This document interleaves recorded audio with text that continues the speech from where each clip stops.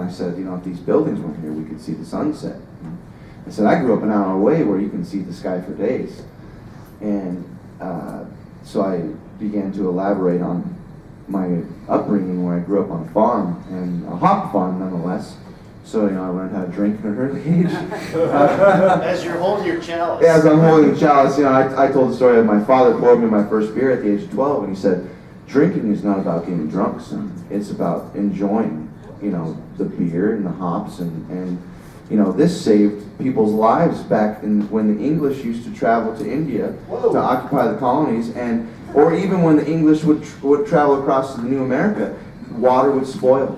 So they figured out if you put hops into beer, they figured beer, yada yada yada, hops are a natural preservative. They said beer will hold longer than water, and by the end of the trip they were all just drinking beer to stay alive. So my father was telling me these things at the age of 12, and I enjoyed my first glass of beer, and I said, well, it doesn't taste that great. Maybe when I'm your age, Dad, and I'll learn how to enjoy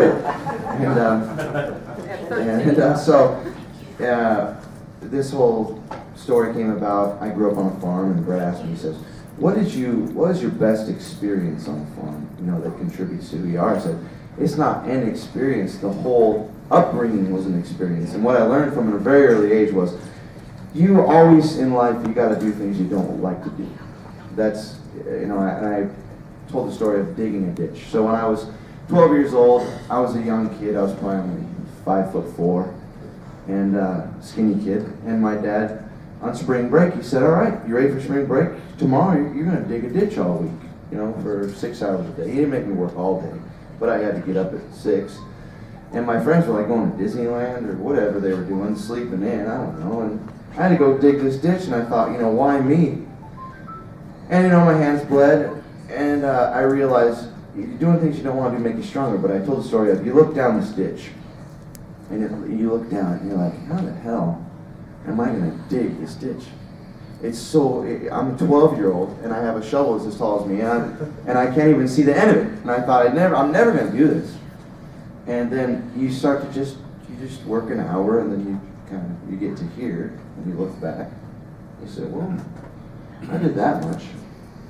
And then you just start to not think about the end, and you just start to just live it, 1 minute at a time. All right, I'm just going to do this. Whatever happens, I'm going to worry about the end when I get there. And that state of mind began to settle in after more experiences similar on the farm, and you just start to realize if you get caught up in thinking about the end, you're never going to accomplish where you're at right now, or do what you're supposed to do and do a good job at it. So you can't. The end is just the outcome. You can't be obsessed with the outcome when you're in the middle of the process. And it was a very valuable experience on the farm. There was a long-standing joke. I grew up with two older brothers, and you guys may think I'm a larger individual, but my brothers they're this tall. And my dad's this tall, and I'm the small one. I got a complex. I got the little man complex, and I'm not even a little man. And so there was a long-standing joke. My brothers were 7 and 8 years older than me. My dad had a nice office, in the small, 1,000 person town. They'd go sit around the office, and they'd always say, "Well, just let Spencer do it."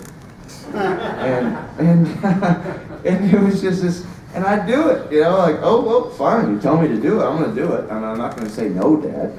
And it's funny because everything comes back around. So now I work sprinklers during the day to supplement my income, and I'm actually going back to graduate school next year. Thank you very much.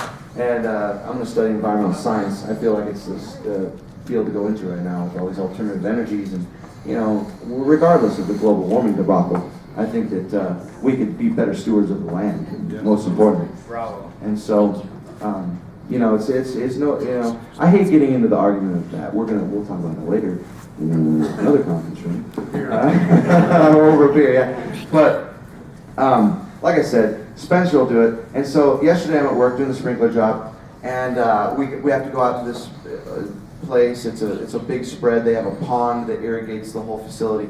And the guy looks at me and says, can I use your big guy real quick?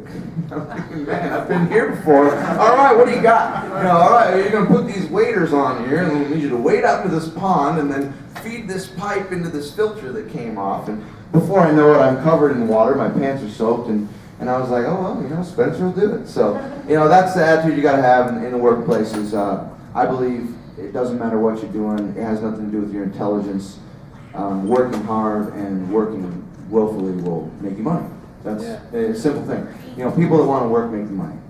And, when I go out and do jobs for people on the weekends and dig their fence posts out and stuff because they don't want to do it, and I say, I'll gladly take your money to go work hard any day. So, and that's the attitude you gotta have. You want money, you gotta work. And it has nothing to do with being smart. We'll take that, we'll retract that. Being smart will help you.